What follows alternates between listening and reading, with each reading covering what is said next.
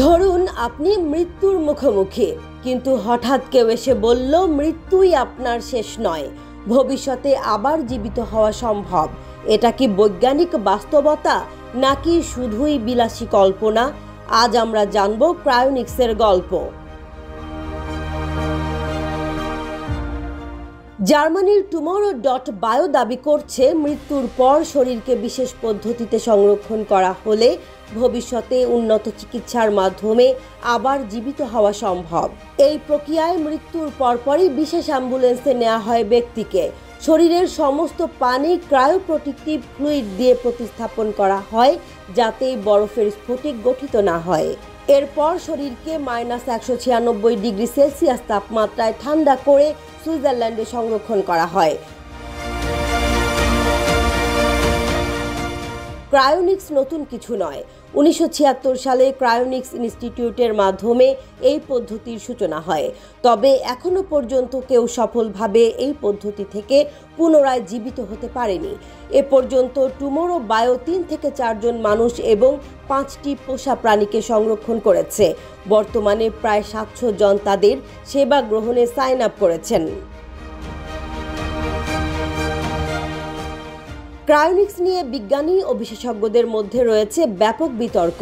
King's College লন্ডনের অধ্যাপক Clive কোয়েন একে মৃত্যু ও জীববিজ্ঞানের প্রকৃতি ভুলভাবে বোঝা বলে মন্তব্য করেছেন। তিনি জানান, মৃত্যুর পর কোষ দ্রুত নষ্ট হতে শুরু করে। ঠান্ডা করেও এই ক্ষতি পুরোপুরি থামানো সম্ভব নয়। তবে কিছু সফলতা পাওয়া গেছে। উদাহরণস্বরূপ 2023 সালে র্যাট কিডনিকে 100 দিন ক্রায়োজেনিকভাবে সংরক্ষণ করে পুনঃস্থাপন করা হয়েছিল। কেন মানুষ সাইন আপ করছে?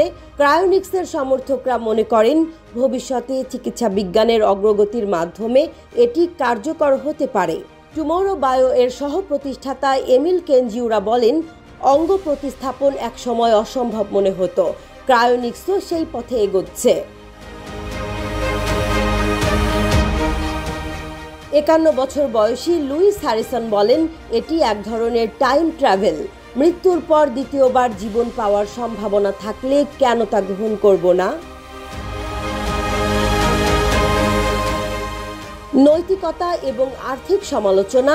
এই প্রক্রিয়ার খরচ অনেক বেশি। $2 লাখ বিনিময়ে কতটা সম্ভাবনা তৈরি হয় তা নিয়ে প্রশ্ন রয়েই যায়। পাশাপাশি ভবিষ্যতে সংরক্ষিত দেহের দায়িত্ব কার হাতে থাকবে সেটিও এক বড় প্রশ্ন।